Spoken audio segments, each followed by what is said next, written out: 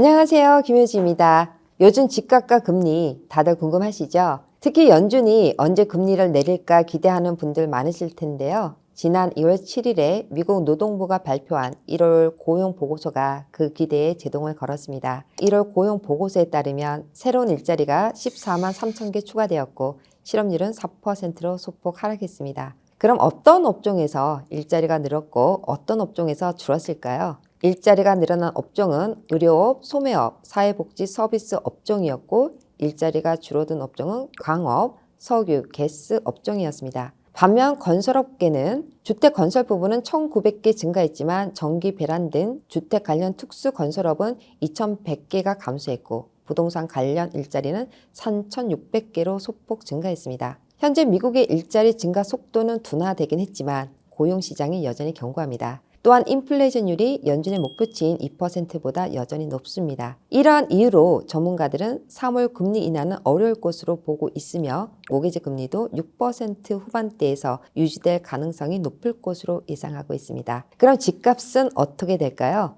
고용시장이 강하면 집값에도 영향이 있을 것입니다.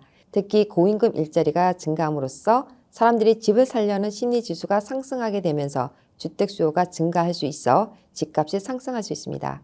물론 모기지 금리가 여전히 높은 상태라 집을 사기 어려운 사람들이 증가할 수 있어 집값 상승률은 둔화될 수 있겠지만 집값은 완만한 우상향을 유지할 것으로 보입니다. 그럼 앞으로 어떤 변화를 기대할 수 있을까요?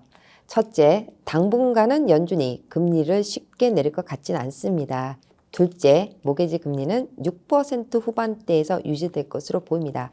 셋째, 고용시장이 강한 만큼 주택 수요는 꾸준할 것으로 예상됩니다. 넷째, 집값은 안정적인 우상향을 유지할 것으로 예상됩니다. 그럼 구매자들과 투자자들은 어떻게 해야 할까요? 금리가 낮아질 때까지 기다릴 수도 있지만 너무 오래 기다리면 집값이 오를 수도 있습니다. 올해는 금리가 인하된다 하더라도 대부분의 주요 기관에서 예상하는 금리는 6% 중반대를 유지할 것으로 보고 있으며 이보다 더 많은 인하는 기대하지 않는다고 합니다. 따라서 주택을 구매하려는 분들은 너무 많이 기다리지 말고 추후 금리가 낮을 때 재융자를 활용하여 월 모기지 상환액을 낮추는 게 좋을 것입니다. 투자자분들은 고용시장이 탄탄한 만큼 주택시장이 안정적으로 유지될 가능성이 높으므로 장기적인 투자 전략을 세우시기 바랍니다.